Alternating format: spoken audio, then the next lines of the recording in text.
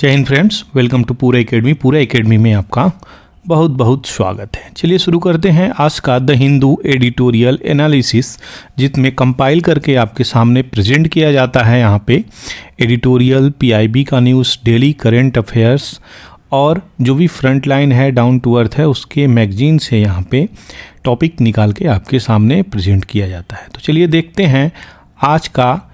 हर बार की तरह जो शुरुआत करता हूँ मैं प्रीवियस ईयर क्वेश्चन से, उसकी क्या यहाँ पे क्वेश्चंस है। तो क्वेश्चंस है यहाँ पे, पहला क्वेश्चंस कह रहा है कि on the planet earth most of the fresh water exist as ice cap and glaciers. तो out of the remaining fresh water largest proportion किसका है, यहाँ पे ये पूछ रहा है। तो पहले ऑप्शंस में कह रहा है कि found in atmosphere as moisture and cloud. दूसरा जो बोल रहा है found in fresh water lakes and river. तीसरा बोल रहा है एग्जिस्ट अज ग्राउंड वाटर। चौथा बोल रहा है एग्जिस्ट अज सॉइल मॉइस्चर। तो बहुत इंपॉर्टेंट क्वेश्चंस है, यहाँ से स्टेट पीसेस के भी क्वेश्चंस बने हुए हैं, इसलिए ये इसकी इंपॉर्टेंस को समझिए। और आप इसको पहले आप कमेंट सेक्शंस में एक बार टैकल कर लें कि इसके राइट आंसर क्या हैं। आपकी डिटेलिंग आपको इसको कल हम देंगे।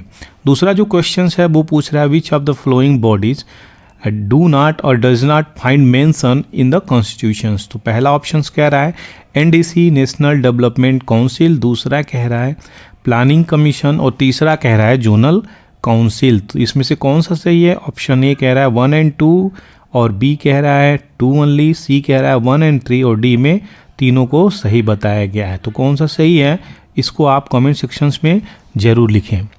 चलिए देखते हैं पिछली बार का जो नेशनल पार्क है वो कहाँ पे है। तो इसकी हेमिस नेशनल पार्क, इसकी लोकेशंस आपके नॉर्थ में है और ये लद्दाख में पड़ता है। तो ये लद्दाख में है। इस नेशनल पार्क से क्वेश्चंस कई बार आए हैं।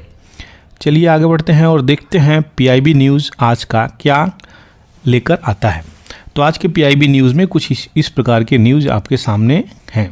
तो जो 44th edition of the coveted annual ISO कोपलोको जो ये हुई है होस्ट, ये 23 से 26 ऑफ मई को ये चीज़ें होनी है आपके न्यू दिल्ली में। तो union minister of commerce, industry, consumer affairs, food and public distributions and textile Shri Piyush Goyal ji यहाँ पे इनोग्रेट करेंगे, इसको चेयर भी करेंगे।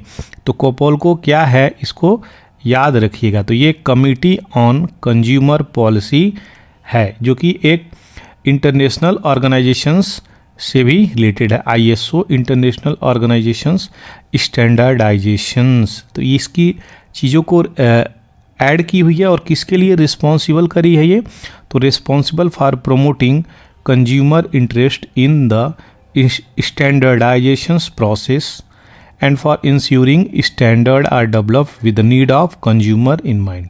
तो कंज्यूमर को देखते हुए जो भी प्रोडक्ट यहाँ पे बन रहा है वो किस हद तक सही है, उसका देखभाल ये करता है। उसको चेयर कौन किया है, तो याद रहे आपके पीयूष गोयल जी। दूसरा जो सबसे इम्पोर्टेंट चीज़ें आ रही हैं वो क्या है, तो परख क्या है, ये मिनिस्ट्री ऑफ एजुकेशन ने इसको लॉन्च किया है। किसके साथ मिलके, तो NCERT के साथ मिलके। तो ये चीज़ें किस चीज़ के लिए लॉन्च करी गई हैं, तो जो भी स्टेट है, स्कूल बोर्ड, स्टेट की यूनियन टेरिटरी के भी सारे लोगों को एक कॉमन प्लेटफॉर्म पे लाने की बात करी जा रही है। तो किस चीज़ के लिए, तो एक हॉलिस्टिक अप्रोच डेवलप होगी स्टूडेंट में और फेयर असेसमेंट सिस्टम होगा। जो भी चीज़ें एसेस करी जाएगी और प्रोमोट करेगा इक्विटी परफॉर्मेंस सारे बच्चों के असेसमेंट में। तो जो भी स्टूडेंट होंगे उनकी जो इवैल्यूएशंस होगी उसमें इक्विटी होगी और उनको प्रमोट करने की बात बोली जा रही है। तो परख स्कीम किसका है, ये NCERT के अंतर्गत आपको मिनिस्ट्री ऑफ एजुकेशन लेके आई है, ये चीज़ें याद रखिएगा। दूसरा जो है ये GRSE लिमिटेड एक कंपनी है जिसका नाम है Garden Reach Shipbuilders and Engineers. ये one of India premier defence shipyard mini Ratna company के रूप में अभी जानी जाती है, जो कि उभर के आ रही है। तो ये किस चीज़ के फील्ड में काम करना चाहती है, तो शिप बिल्डिंग के ये स्टार्टअप में अपना योगदान देना चाहती है। तो कंपनी लॉन्च करी है GRSE यहाँ पे और एक्सेलरेटेड इनोवेशन नर्चरिंग स्कीम। तो ये जो स्कीम है 2023 को लेके है, जिसे क्या बोला गया है, ये गेम्स 2023 बोला गया। तो इम्पोर्टेंट है, गेम्स 2023 किससे रिलेटेड है अगर पूछ दे तो आपको याद होना चाहिए। तो GRSC accelerated innovation nurturing scheme games का पूरा नाम है और कोलकाता के आसपास ये चीज़ें चल रही हैं। तो कोलकाता की ये कंपनी अब देखते हैं कि इस हद तक स्टार्टअप करके आगे देश को बढ़ाने में योगदान दे सकती है। दूसरा जो क्वेश्चन आ रहा है वो कि हम बांग्लादेश की जो सिविल सर्वेंट हैं उनको कहीं ना कहीं ट्रेनिंग प्रोवाइड कर रहे हैं। तो NCGG जो कैंपस है हम लोगों का, national centre for good governance, कहाँ पे है ये मसूरी में है, लाइमलाइट न्यूज़ में आ गई है। तो हम लोग CBP स्कीम के तहत, प्रोग्राम के तहत कैपेसिटी बिल्डिंग प्रोग्राम बढ़ा रहे हैं किसके, तो बांग्लादेश के सर्वेंट की। याद रहे आपको बता दूं, यहाँ पे हम पहले भी इनको ट्रेनिंग दे चुके हैं, सिविल सर्वेंट को ट्रेनिंग दे चुके हैं और अभी भी इनको ट्रेनिंग दे रहे हैं। तो 1800 सिविल सर्विसेंट की हम लोग यहाँ पे उनकी कैपेसिटी बिल्डिंग को, कैपेसिटी को बढ़ाएंगे, उनको इन्हेंस करेंगे, ट्रेनिंग देंगे 2025 तक। तो ये डील है। दूसरी जो चीज़ें निकल के आ रही हैं, पंचकर्मा संकल्प किससे जुड़ा है, तो ये पंचकर्मा संकल्प ministry of port and sewage से है, जो कि 30% फिनेंशियल सपोर्ट प्रोवाइड करेगा जो भी अगर ग्रीन शिपिंग को प्रमोट करता है। तो ग्रीन शिपिंग को लेके क्या है ये ग्रीन शिपिंग, वो हम देख लेते हैं। तो ग्रीन शिपिंग यहाँ पे जो पोर्ट में ईंधन लगेगा उसको डेवलपमेंट करने के लिए ग्रीन एनर्जी का उपयोग करेगा, उसी को ग्रीन शिपिंग यहाँ पे बोली जा रही है। तो किसको टारगेट कर रहा है ये, तो यहाँ पे Jawaharlal Nehru port, Chidambaram port, Paradip port, Deendayal port, Kandla port, ये सारे पोर्ट को कवर करेगा और 30% यहाँ पे फिनेंशियल सपोर्ट की बातें बोली गई हैं, जो कि एक इम्पॉर्टेंट चीज़ें हैं, एस्पेक्ट हैं डेवलप करने के लिए, इस प्रकार के इनिशिएटिव को आगे बढ़ाने के लिए। ग्रीन एनर्जी की इस्तेमाल करके यहाँ पे ग्रीन हाइड्रोजन हब का भी निर्माण करा जाएगा, डेवलप करा जाएगा। और जो टूटीकोरिन पोर्ट है, चिदम्बरम पोर्ट है, इन पोर्ट को थोड़ा बाद में भी डेवलप करने की बातें बोली जा रही हैं। तो ये चीज़ें हैं। अगर आपको ये चीज़ें इम्पॉर्टेंट लगे तो आप पारादीप पोर्ट को कमेंट सेक्शंस में लिख सकते हैं, कांडला पोर्ट को लिख सकते हैं कि ये इन पोर्ट्स का लोकेशंस किस स्टेट में कहाँ कहाँ है, ताकि आपको लंबे समय तक याद रहे। मैं यहाँ पे एक चीज़ बता दूँ आपको कि पारादीप पोर्ट से क्वेश्चंस स्टेट ने ज़रूर पूछे हैं और आपके चिदम्बरम पोर्ट से भी, टूटीकोरिन पोर्ट से भी क्वेश्चंस पूछे हैं। टूटीकोरिन पोर्ट से तो UPSC में भी क्वेश्चंस आए हुए हैं। ये ऐसे पोर्ट हैं जो कि अपनी अलग इम्पोर्टेंस रखते हैं और यहाँ पे जो गुड्स और लॉजिस्टिक ट्रांसफ़र होता है, ट्रांसपोर्टेशंस होता है, उनकी बड़ी मात्रा में चीज़ें ट्रांसफ़र होती हैं। तो एक पोर्ट से दूसरे पोर्ट पे यहाँ से प्रोडक्ट, गुड्स, लॉजिस्टिक जाते हैं, ट्रांसफ़र होते हैं, इसलिए ये लोकेशंस भी इम्पॉर्टेंट है। पारादीप पोर्ट इम्पॉर्टेंट है, सारी चीज़ें इम्पॉर्टेंट है, सोचा आपको इन्फॉर्म कर दूँ। ये चीज़ें इतनी इम्पॉर्टेंट है कि आपको एक बार प्रैक्टिस करनी चाहिए। अगर नहीं पता है तो कमेंट सेक्शंस में आप सर्च करके ज़रूर लिखें। आगे बढ़ते हैं, देखते हैं मणिपुर में कौन सी स्थिति अभी चालू हुई है। तो यहाँ पे जो मणिपुर में 1-2 दिन के लिए राहत हो गई थी, जो आर्मी CRPF वहाँ पहुँची थी, लेकिन अभी फ्रेश वायलेंस पुनः वहाँ पे आ चुका है। तो ये बातें बोली जा रही हैं चीफ मिनिस्टर मणिपुर के बीरेन सिंह के द्वारा कि वहाँ के जो एक्स MLA हैं वो कहीं ना कहीं कॉन्स्पिरेसी करते हुए नज़र आ रहे हैं, जिनके कारण उनको अरेस्ट कर लिया गया है। तो यहाँ पे देख सकते हैं पुनः ब्लेजिंग सिस्टम स्टार्ट हो गई है, आग जनी सिस्टम यहाँ पे तोड़फोड़ और राइट्स चीज़ें शुरू हो गई हैं। ये चीज़ें यहाँ पे देख सकते हैं। इसकी डिटेलिंग को अगर हम समझें, इसके लोकेशंस को मणिपुर को समझें, तो आप देख सकते हैं मणिपुर का लोकेशंस भारत के कंसर्न में कहाँ पर पड़ता है। तो ये कितने स्टेट को टच करता है आप कमेंट सेक्शंस में ज़रूर लिखें। दूसरा, अगर किस चीज़ को लेकर यहाँ पे लड़ाई हुई, तो 2 कम्युनिटी है, एक मितई कम्युनिटी है, दूसरी कुकी कम्युनिटी है, इन दोनों के बीच में इशू हो गई। तो इसकी डिटेलिंग को आप समझ जाइए। कुकी कम्युनिटी और मितई कम्युनिटी, दोनों कम्युनिटी मणिपुर की कम्युनिटी हैं, दोनों ट्राइबल कम्युनिटी मणिपुर की हैं। तो मितई कम्युनिटी का मतलब होता है मणिपुर के पीपल, और ये कम्युनिटी की अच्छी बात ये है कि ये म्यांमार और बांग्लादेश में भी पाए जाते हैं, और ये भी म्यांमार और बांग्लादेश में पाए जाते हैं। तो ये चीज़ें हैं आपके इंडिया, म्यांमार, बांग्लादेश में दोनों कम्युनिटी पाई जाती है। अगर क्वेश्चन आ जाए UPSC से तो आपको छोड़ना नहीं है। अब क्या इशू हो गया इन दोनों के बीच ताकि ऐसी चीज़ें हो गई, तो मितई कम्युनिटी को शेड्यूल ट्राइब में रखने के लिए डिमांड कर रहे हैं वहाँ के लोग, जिसके कारण ये वायलेंस इरप्ट होके आ गई है। वहीं पे बात करें कुकी को, तो इसको शेड्यूल ट्राइब में ऐड कर लिया गया है रिसेंटली ये चीज़ें। तो इसी चीज़ के लिए यहाँ पे प्रोटेस्ट चल रहा है, बहुत सारी प्रॉब्लम क्रिएट होके आई है, जो कि इशू आपको दिख रही है। आगे बढ़ते हैं G7 की मीटिंग की तरफ। तो G7 की मीटिंग अभी रिसेंटली हुई है।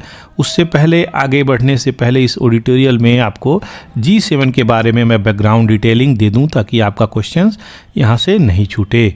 याद रहे फ्रेंड, G7 का जो शुरुआत हुआ वो आपको यहाँ से मैं दिखा रहा हूँ। तो G7 सबसे पहले एक जो इंटर गवर्नमेंटल पॉलिटिक्स को रिजेंबल करता है, और ये किस किस कंट्री को आपस में रखा हुआ है, मेंबर कौन है, तो कनाडा है, फ्रांस है, जर्मनी है, इटली है, जापान है, यूनाइटेड किंगडम और यूनाइटेड स्टेट है। और इसके अलावा यूरोपियन यूनियन जो कि इसका मेंबर है, जो कि नॉन इन्यूमरेटेड एक अलग पावर रखती हुई ये है, यानी इनके समकक्ष में पावर इसकी अलग पावर है। दूसरी बातें अगर बोलें तो 30 से 43% का ग्लोबल जीडीपी ये रखता है, और वर्ल्ड की 10% पॉपुलेशंस इसी में आती है। यह पॉलिटिकल और इकोनॉमिक एस्पेक्ट पे कार्य करता हुआ नज़र आता है। स्थापना की बात करें तो 25 मार्च 1973 को इसकी स्थापना हुई, लेकिन जब ये शुरुआत हुआ तब ये मात्र G6 कंट्री के साथ शुरुआत हुआ, जो 15 नवंबर 1975 को इसकी पहली मीटिंग फिक्स करी जाती है। कहाँ पर फाउंडेड हुआ, तो ये फाउंडेड हुआ था वाशिंगटन DC में। इसका कोई हेड क्वार्टर नहीं है। और ये किस टाइप का क्लब है, तो ये एक फॉर्मल क्लब बोला गया है। तो ये इनफॉर्मल क्लब बोला गया है, फॉर्मल नहीं है। तो इनफॉर्मल क्लब यहाँ पे बोला गया है। देख लेते हैं इसकी डिटेलिंग को। तो हम यहाँ पे G7 की मीटिंग अभी रिसेंटली जो हुई है आपके हिरोशिमा जापान में, वहाँ के प्राइम मिनिस्टर फूमियो किशिदा, जो कि जाने जाते हैं ये सारी चीज़ के लिए। अभी हिरोशिमा में जो चीज़ें ऑर्गेनाइज करी गई हैं G7 मीटिंग, तो वहाँ पे पीस और ग्लोबल सॉलिडिटी को लेके यहाँ पे फूमियो किशिदा ने अपने बातों को रखा है, कि जो कि ग्लोबली पीस और प्रोग्रेस बनी रहे। तो जो रसिया, यूक्रेन और बहुत सारी कंट्री, अफ्रीकन कंट्री आपस में लड़ रही हैं, तो यहाँ पे ग्लोबल पीस सॉलिडरिटी की बातें बोली गई हैं, ताकि विश्व में एक शांति रहे। तभी कहीं ना कहीं जा कर के ये सारी चीज़ें अच्छे ढंग से हम अपनी पॉलिसीज़ को, स्कीम को ग्लोबली इम्प्लीमेंट कर पाएंगे। अदरवाइज़ आपस में कंट्रीज़ लड़ती रहेंगी तो कहीं ना कहीं अनस्टेबिलिटी बनी रहेगी, जिसके कारण चीज़ें इम्प्लीमेंट नहीं हो सकती अच्छे से। ये सारी चीज़ें प्रॉब्लम क्रिएट करती हुई नज़र आएंगी। हिरोशिमा विजन जो है वो क्या है, तो स्टेटमेंट किया है कि न्यूक्लियर को डिसआर्मामेंट किया जाए, जो कि एक अच्छी बात है। लेकिन वहीं हिरोशिमा पे हम देखें तो 1945 में अमेरिका वहीं पे एटॉमिक बम गिरा दिया था, जिसके कारण कई थाउजेंड लोगों की मृत्यु हो गई थी। तो वहाँ पे 10,000 ऑफ द पीपल के ऊपर लोग तुरंत मर गए थे। वहाँ पे ऐसी चीज़ें निकल के आ रही हैं। समिट की इम्पोर्टेंस की बात करें तो यहाँ पे यूएस प्रेसिडेंट जोसेफ बिडेन यहाँ पे दूसरे ऐसे प्रेसिडेंट हैं जो यहाँ पे विजिट किए हैं। कहाँ पे, हिरोशिमा, जहाँ पे यूएस ने स्वयं बम्बार्डिंग करी थी सेकेंड वर्ल्ड वार के समय में। ये चीज़ें याद रखिएगा। और वो 2 एटॉमिक बम को वहाँ पे गिराता है, उन दोनों के अलग अलग नाम हैं, वो आप कमेंट सेक्शंस में बता सकते हैं। एक मैं बता दे रहा हूँ, एक आप बताइएगा। चलिए, फैट बॉय एक का नाम है, तो दूसरे का क्या नाम है जाकर देखिएगा, बहुत इंटरेस्टिंग चीज़ें हैं। और ये यहाँ से क्वेश्चंस स्टेट पीसीएस बनाया हुआ है, तो इसकी इम्पोर्टेंस को समझिए, इसलिए मैं आपको बता दिया। यूक्रेनियन प्रेसिडेंट की भी इस मीटिंग में अचानक से प्रेजेंस आ जाती है, और एक अलग क्वेश्चंस, अलग इशू निकल के आ जाती है जब व्लादिमीर जेलेंस्की वहाँ पे सरप्राइज विजिट करते हैं। तो किस चीज़ को लेके यहाँ पे सरप्राइज विजिट करते हैं, तो कहीं ना कहीं रसिया का जो इन्वेजन है उसकी वजह से यहाँ पे आते हैं, और इसके बारे में भी चर्चा शुरू हो जाती है। तो देखते हैं यहाँ पे कोई इम्पोर्टेंट स्टेप यहाँ पे लेते हैं ये लोग कि नहीं। और यहाँ पे एडिटर यही बातें बोल रहे हैं कि जो स्टेप्स लेने चाहिए टैकल करने के लिए वो स्टेप्स पीस और सॉलिडारिटी के लिए यहाँ पे नहीं ली गई है। प्राइम मिनिस्टर नरेंद्र मोदी भी अपने स्टेटमेंट में ये चीज़ें बोलते हैं कि ह्यूमैनिटी को प्रेफरेंसेस देना चाहिए, और G7 मेंबर जो है एक सेपरेट स्टेटमेंट यूक्रेन के लिए यहाँ पे इशू किया है, और रसिया पे कहीं ना कहीं और ज़्यादा सैंक्शंस लगाने की बात बोली गई है। तो यहाँ पे रसिया को सैंक्शंस लगाने के ऊपर फोकस G7 कंट्री कर रही है। तो ये कहीं ना कहीं फेल होती दिख रही है। किस चीज़ के लिए? कि ये जो वार है ये किस हद तक एंड होगी। तो वार कैसे एंड होगी? अगर हम रसिया को केवल सैंक्शंस को लेके सारे कंट्री को अप्रोच करेंगे। तो यहाँ पे ये ऐसी इशू निकल के आ रही हैं। इन सारी चीज़ों के बावजूद भी यहाँ पे जो इनविटेशंस दी गई थी कंट्रीज़ को, वो थी इंडिया, ब्राज़ील, इंडोनेशिया, वियतनाम, ये कंट्रीज़ यहाँ पे इनवाइट करी गई थी, और ये इनकी भी प्रेजेंस यहाँ पे थी। तो ग्लोबल साउथ की बात करें अगर, तो कहीं ना कहीं इंडिया को इसमें अपना हस्तक्षेप दिखाना चाहिए और एक रोल मॉडल प्ले करने की बात करी गई है। ग्लोबल साउथ में ये चीज़ें लेके आगे आने की बात करी गई है। लेकिन इस व्यू को देखें, G7 व्यू को, तो ये कहीं ना कहीं पोलराइज्ड व्यू है वर्ल्ड की, एक प्रकार की एक ही छोर की व्यू है। G7 कंट्री को हम अगर देखते हैं तो हम क्या पाते हैं यहाँ पे जर्मनी है, यूके है, फ्रांस है, कनाडा है, यूएस है, इटली है, जापान है। तो यहाँ पे एशिया की कौन सी कंट्री है? सिंगल, केवल छोटी सी कंट्री। कितने परसेंटेज पॉपुलेशन है यहाँ पे वर्ल्ड की, ये आप देख सकते हैं। लेकिन वहीं पे यूरोप की बात करें तो 1, 2, 3, 4, 5 कंट्री यूरोप की है, प्लस यूरोपियन यूनियन भी इसमें मेंबर हैं। ये चीज़ें याद रखिएगा। और एक कंट्री बात करें नॉर्थ अमेरिका में, जो कि यूएस है, यूनाइटेड स्टेट ऑफ अमेरिका, और ये कनाडा। तो नॉर्थ अमेरिका से यहाँ पे 2 कंट्री हैं। तो नॉर्थ अमेरिका से 2 कंट्री हैं, और यूरोपियन यूनियन से मैक्सिमम है, एशिया से 1 है। तो क्या इसमें इंडिया को नहीं इंक्लूड करना चाहिए? क्या इसमें चाइना को नहीं इंक्लूड करना चाहिए? तो ये सारी चीज़ें हैं। क्या इसमें रसिया को नहीं इंक्लूड करना चाहिए? तो ध्यान रहे, रसिया भी इसमें कंट्री था, लेकिन जब ये 2014 में क्रीमिया को कैप्चर कर लेता है वार के दौरान, तो इसको एग्जिट करना पड़ता है। ये सारी इम्पोर्टेंस एस्पेक्ट है जो कि मैं आपको यहाँ पे बताया। ये सारी कंट्री G20 के मेंबर हैं, इसको इंक्लूड करने के बाद। ये G20 कंट्री भी आप यहाँ पे देख सकते हैं, इसकी डिटेलिंग आपको यहाँ पे दे दी गई है। तो ये थी सारी G7 की डिटेल्स न्यूज़। और आगे बढ़ते हैं इस पे, और एडिटोरियल के माध्यम से आपको ये बताया जा रहा है कि जो रिप्रेजेंटेशंस है अनरिप्रेजेंटेटिव है, ये वर्ल्ड को कोई बहुत ज़्यादा पॉपुलेशंस को रिजेंबल नहीं करती है। तो मात्र 10% ऑफ द पॉपुलेशंस वर्ल्ड की ये कवर करता है, जबकि जीडीपी की बात करें तो 40% अप्रॉक्स में जीडीपी को कवर कर लेता है, जो कि आपको इस स्लाइड में मैं चीज़ें बता दिया हूँ। दूसरी तरफ बातें बोली जा रही हैं रसिया के एनेक्सेशंस की। तो जॉर्जिया को 2008 में, क्रीमिया को 2014 में, जो कि मैं अभी बताया, जिसके कारण उसको बाहर निकाल दिया गया था। और G7 का जो रोल है कहीं ना कहीं प्रमोट करना चाहिए ट्रांसपेरेंट को, फिनेंसिंग और डेप्ट सस्टेनेबिलिटी को, तभी जाके एक डेवलपिंग वर्ल्ड का निर्माण हो पाएगा। ऐसी चीज़ें यहाँ पे बोली जा रही हैं। अगले उसके बाद compensating for the developed world contributions, कंपनसेशंस के लिए भी बोली जा रही है कि ग्लोबल वार्मिंग है तो कहीं ना कहीं जो डेवलप्ड कंट्री हैं वो डेवलपिंग को सपोर्ट करें। List developed country, emerging country, इन लोगों को सपोर्ट मिलना चाहिए, टेक्नोलॉजी मिलना चाहिए, तब जा कर के कहीं ना कहीं चीज़ें सही होंगी। समिट जो है प्रॉपर तरीके से अगर बात करी जाए तो ये कहीं ना कहीं बहुत हद तक फेल होता दिखा है, अपनी रिस्पॉन्सिबिलिटी से हटते हुए दिखा है। तो G20 की जो समिट होगी आपके भारत में इस साल, देखते हैं उसमें जो भी मीटिंग होगी उसमें क्या चीज़ें निकल के आती हैं। G7 की मीटिंग तो बहुत ज़्यादा आउटपुट नहीं दी, वहाँ पे केवल रसिया के ऊपर सैंक्शंस लगाने की बातें बोली गई हैं।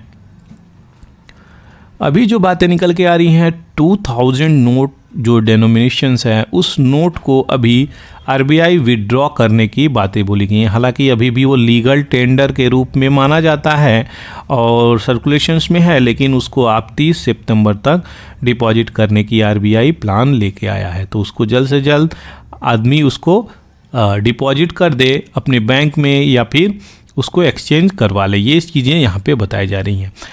2000 डिनोमिनेशन लॉन्च करने के पीछे इस पे न्यूज़ जो बना है, एडिटोरियल आई है।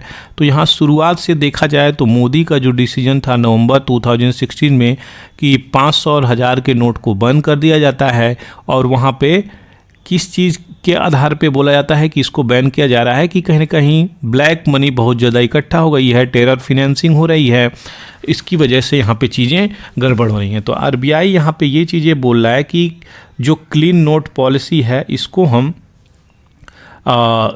इसकी तहत ये सारी चीज़ों को हम करने वाले हैं। तो 30 सितंबर तक ये चीज़ें डेडलाइन दी गई है कि इसको हमें एक्सचेंज कर लेना है।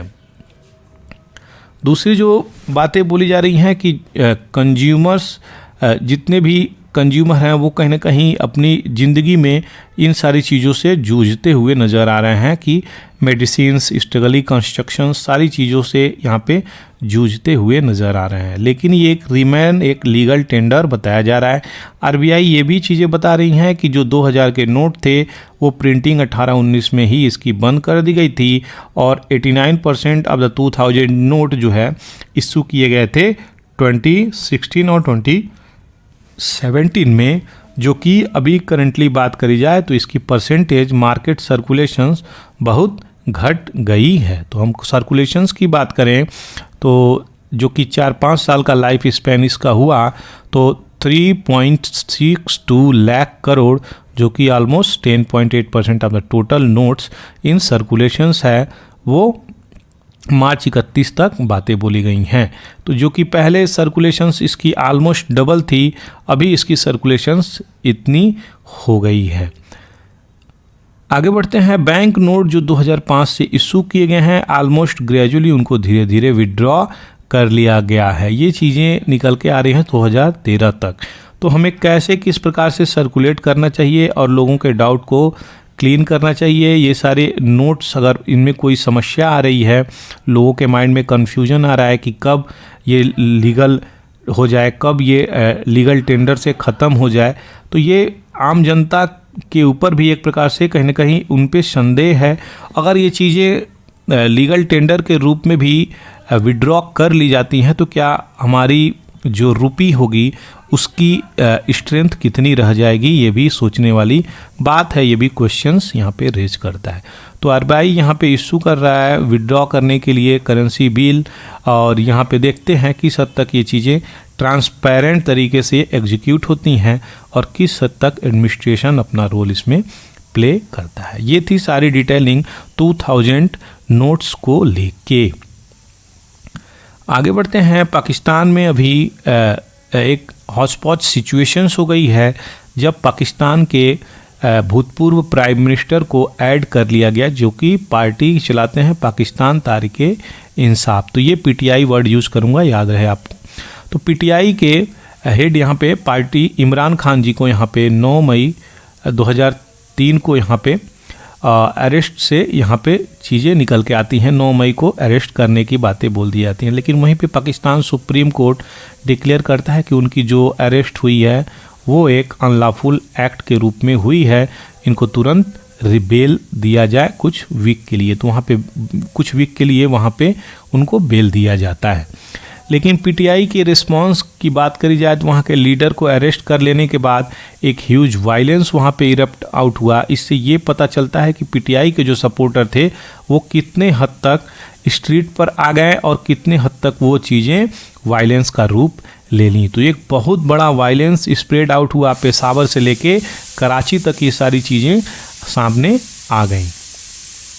दूसरी जो बात करी जा रही है इंफ्रास्ट्रक्चर और सीनियर मिलिट्री की, तो कहीं ना कहीं यहाँ पे हम देखेंगे जनरल हेडक्वार्टर को टारगेट करी जा रही है और फ्रंटियर कॉर्प्स हेडक्वार्टर लाहौर को टारगेट करी जा रही है। ये ज़्यादातर मिलिट्री आर्मी के लोकेशंस हेडक्वार्टर को टारगेट करने की बात करी जा रही है। क्यों? क्योंकि पाकिस्तान के जो भूतपूर्व प्राइम मिनिस्टर थे इमरान खान और वहाँ के जनरल आर्मी के हेड थे, जो उनसे उनकी बनी नहीं कुछ मुद्दे पे, कुछ अपॉइंटमेंट के मुद्दे पे लेके, कुछ इश्यूज़ को लेके वो उनसे कंपैटिबिलिटी नहीं खाई, जिनके कारण इनको ये चीज़ें भी देखनी पड़ रही है। ध्यान रहे अपने भारत में वहाँ पे उस तरीके की डेमोक्रेटिक सिस्टम नहीं है, वहाँ पे रिलीजन को फॉलो करके देश आगे बढ़ रहा है, जिसके कारण उसकी इस स्थिति हमको दिख रही है आज किस मुद्दे पे है। वहीं पे 1971 में जहाँ तक बात करी जाए अगर बांग्लादेश की, तो बांग्लादेश को हम आज़ाद कराने में अपना अहम भूमिका और योगदान दिए, तो लेकिन बांग्लादेश आज कहाँ जाकर स्टैंड कर रहा है, पाकिस्तान कहाँ जाके स्टैंड कर रहा है, ये देखने वाली बातें हैं। इसीलिए एक लिखित कॉन्स्टिट्यूशनल डॉक्यूमेंट से देश को रन कराना सही होता है, ना कि religious perspective point of view से देश को आगे लेके चलना। लेकिन पाकिस्तान हमेशा अपने शरिया कानून को फॉलो करके आगे बढ़ने का प्रयास करता है, जिसके कारण कहीं ना कहीं इकोनॉमिक प्रॉब्लम्स, पॉलिटिकल अनस्टेबिलिटी से जूझता हुआ नज़र आता है। और वहाँ की आर्मी डायरेक्ट और इनडायरेक्ट रूप में वहाँ पे कहीं ना कहीं सपोर्ट करती हुई नज़र आती है। किसको? टेरर ग्रुप को, वहाँ के मिलिटेंट को, सेपरेटिस्ट को, ये कहीं ना कहीं सपोर्ट करती हुई नज़र आती है। तो वहाँ पे एंटी आर्मी स्लोगन भी चलाए गए हैं, किसके सपोर्टर से? पीटीआई के सपोर्टर से ये चीज़ें चलाई गई। क्वेश्चन आती है आईएसआई के रोल की, तो क्या वहाँ पे मिस्टर खान को जो अरेस्ट कर लिया गया था, वहाँ के मिलिट्री आर्मी अरेस्ट कर गई थी, तो यहाँ पे इंटर सर्विसेज इंटेलिजेंस जो आईएसआई बहुत फेमस है ये, और एक स्ट्रॉन्ग रोल प्ले करता है स्पाई में, खुफिया एजेंसी में। तो आईएसआई का क्या रोल है कि वहाँ पे कहीं ना कहीं असैसिनेशन का अटेम्प्ट भी बोल रहे हैं वजीराबाद में लास्ट ईयर इन पे हुआ था। तो क्या रोल है, क्या आईएसआई सच में इनको मारने के लिए, मर्डर करने के लिए, असैसिनेशंस के लिए यहाँ पे आई हुई थी, ऐसी चीज़ें यहाँ पे बोली जा रही हैं। तो इनके रोल पे भी क्वेश्चनिंग उठी है पाकिस्तान के पॉलिटिकल लीडर के द्वारा कि ये कैसी चीज़ें हैं जो अभी चल रही हैं, और क्या रोल है आईएसआई का उनकी असैसिनेशंस के इश्यूज को लेके। तो यहाँ पे मुस्लिम लीग है, मुस्लिम लीग जो एक लार्जर रोल प्ले कर रहा है किसमें?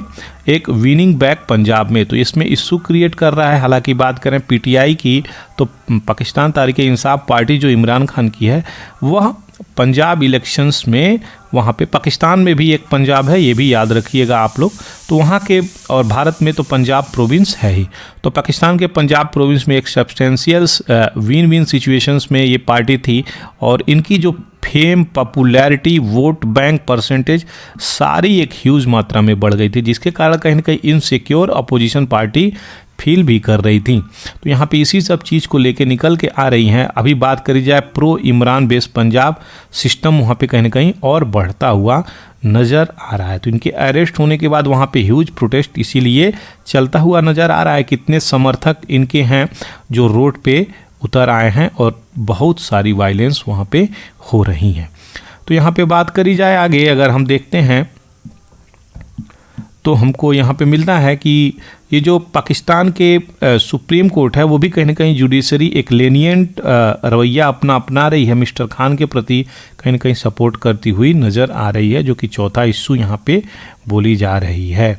ये चीज़ें निकल के आ रही हैं, सारी डिटेलिंग आपको दे दी गई। आशा करते हैं आपकी चीज़ें पाकिस्तान इश्यूज़ कैओस के लेके यहाँ पे क्लियर हो गई होंगी।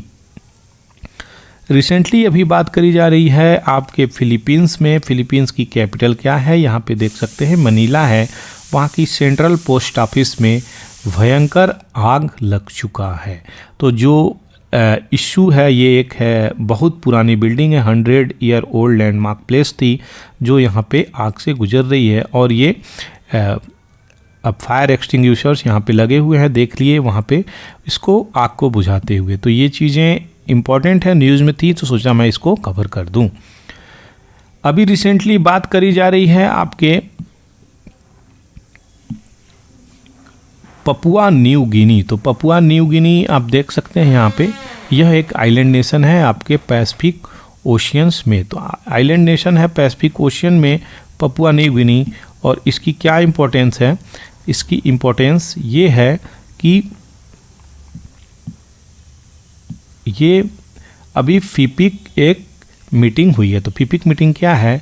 Forum for India Pacific island cooperation. तो ये फिफिक नाम याद रखिएगा, इसमें 14 मेंबर हैं। तो भारत के प्राइम मिनिस्टर सीधे G7 मीटिंग से आपके पपुआ न्यू गिनी पहुंच गए हैं। तो वहाँ पे उनको रिसीव करने के लिए पोर्ट मोस्बी पे वहाँ के प्राइम मिनिस्टर ने उनको रिसीव करने वहाँ पर पहुँचे थे। तो ये किस चीज़ के लिए यहाँ पे बातें बोली गई हैं, तो फोकस करेगा इंडियन पैसिफिक रीजन में कि यहाँ पे जो डेवलपमेंट गोल हो अच्छे से चले।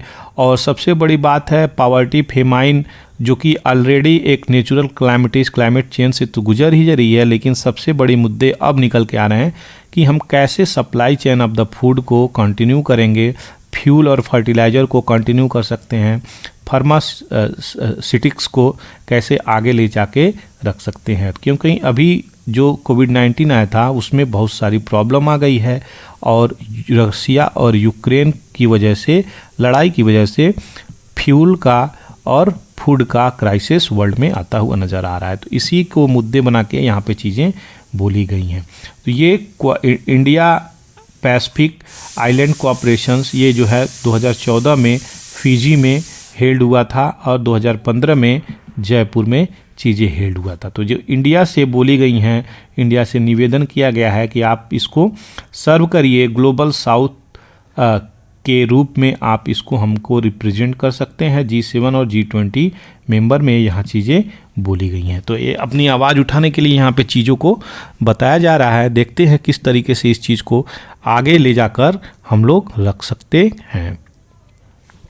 दूसरी बहुत इंपॉर्टेंट न्यूज़ है, रेसलर जो देश की प्राइड हुआ करते हैं, किसी भी देश के सम्मान के लिए बहुत अहम रोल प्ले करते हैं। अगर किसी भी ओलंपियाड में ये कोई भी मेडल लेकर आते हैं, देखिए ओलंपिक में चाहे सिल्वर हो, गोल्ड हो, ब्रॉन्ज हो, कोई भी मेडल लेकर आना बहुत बड़ी बातें होती हैं, देश के प्राइड के लिए बहुत बड़ी बातें होती हैं, क्योंकि आप ग्लोबल यहाँ पे पर्सनालिटी बन जाते हैं।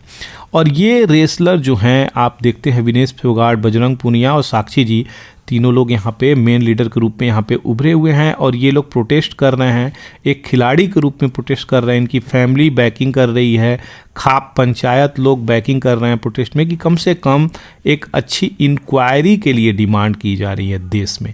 तो अपना देश किस मुकाम पे पहुँच रहा है, ये चीज़ें सोचने वाली बात है कि जो देश की मान को आगे ले जाकर रख सकें। अगर वही सेक्सुअल हरासमेंट का केस किसी के ऊपर कर रहे हैं तो FIR भी रजिस्टर नहीं हुई होती अगर सुप्रीम कोर्ट अपना हस्तक्षेप नहीं दिया होता।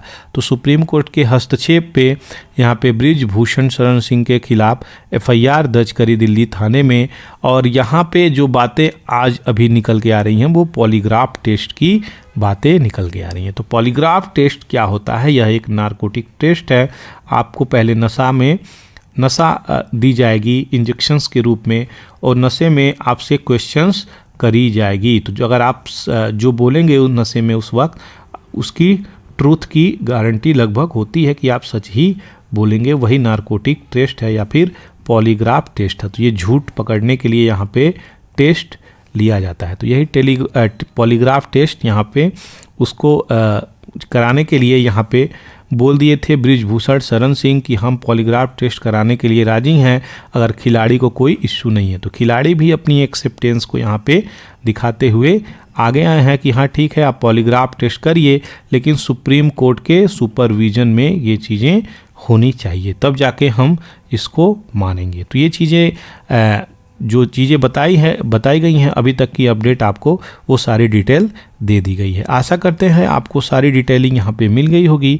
आज की सारी द हिंदू एडिटोरियल एनालिसिस आपको इस वीडियो के माध्यम से प्रेजेंट कर दी गई है। तो उम्मीद करते हैं ये सारी चीज़ें आपको अच्छी लगी हों।